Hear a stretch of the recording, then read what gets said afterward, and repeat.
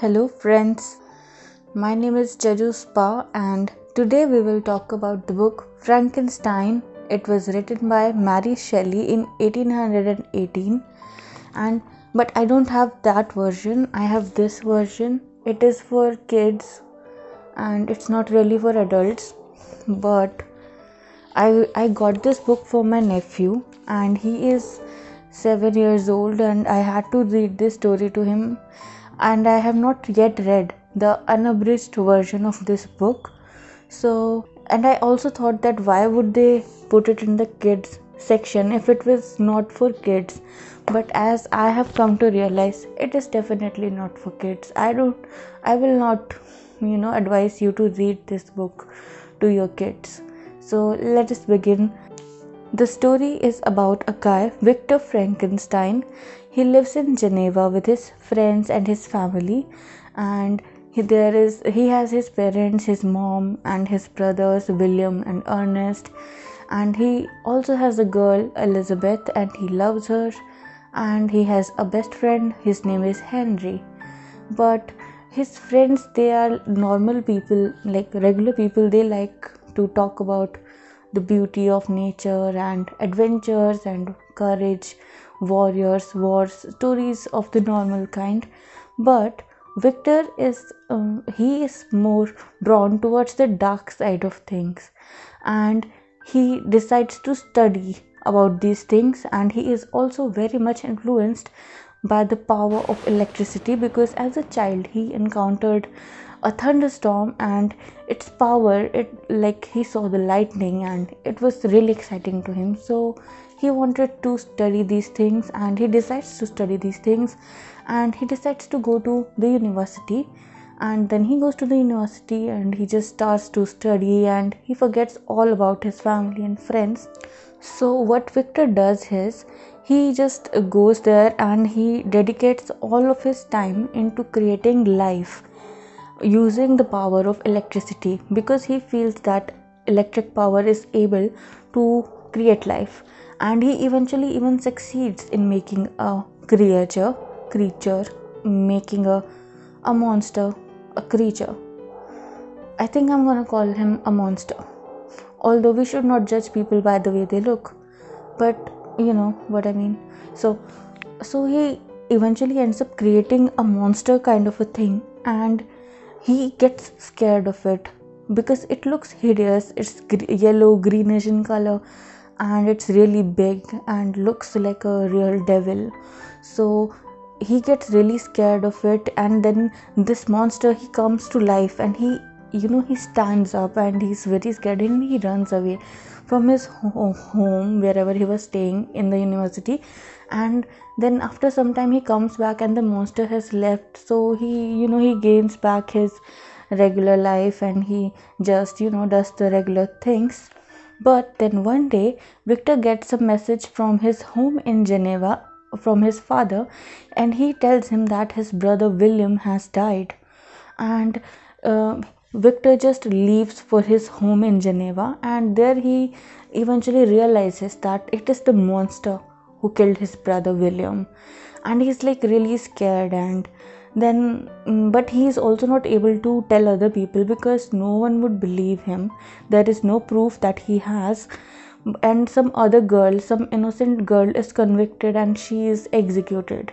She loses her life, and Victor is really depressed because he believes that it is his fault, and it kind of is his fault.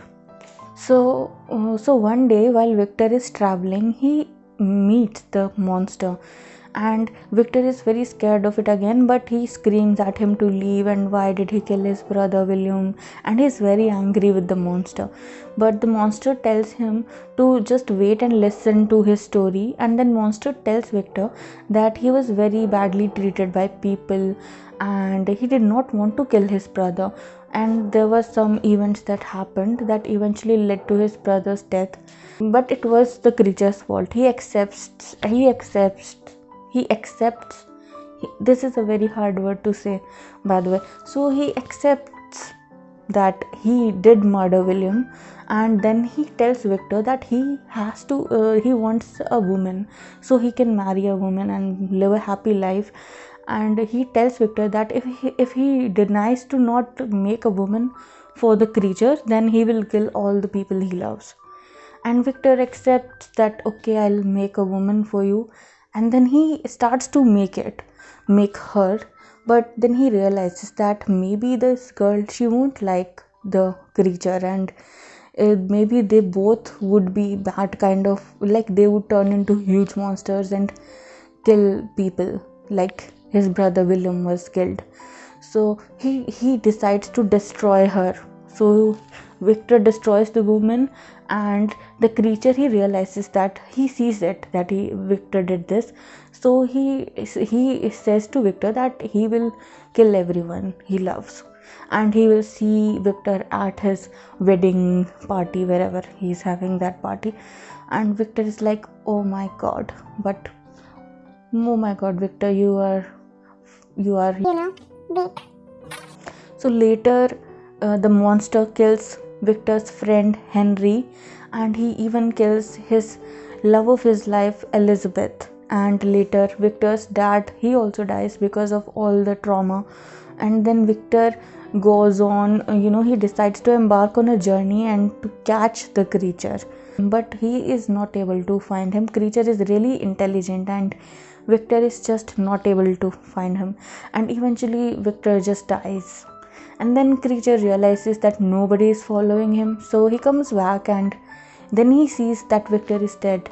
So the creature also feels very bad about the things he did, and he laments, and he leaves, and he is never seen again. This is how the story ends in this version of the book. And I don't think it is, very healthy for a little kid to hear about so many people dying. So when I was telling this to my nephew, I changed a lot of things. So do not read this to your kids if you don't want to traumatize your child.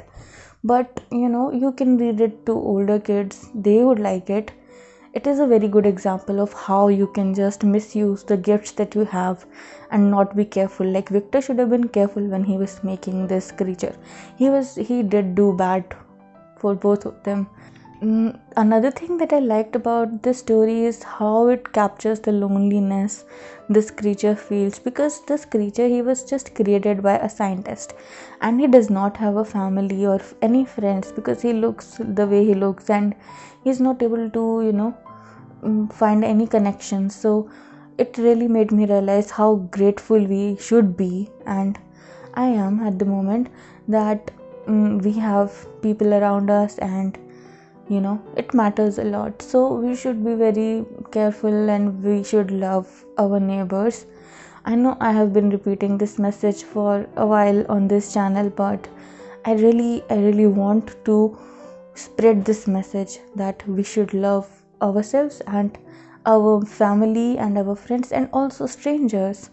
Just love everything and everyone. So that's it for this video, and I hope you might be inspired to read this book. I'm certainly am. I want to read the unabridged version, and I might read it next year, but not this year. So I hope you liked it, and I'll see you next time. Bye bye.